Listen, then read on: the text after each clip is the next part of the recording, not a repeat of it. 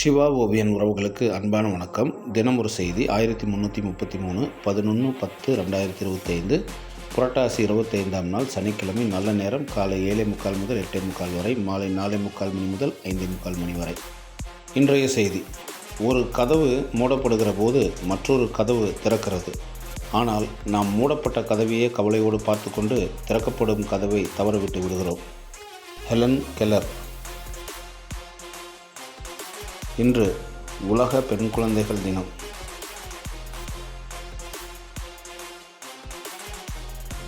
இன்று முட்டை நூடுல்ஸ் தினம். இன்று தேசிய மோட்டார் சைக்கிள் பயணம் தினம்.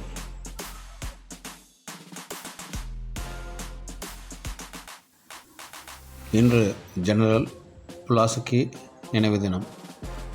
நன்றி.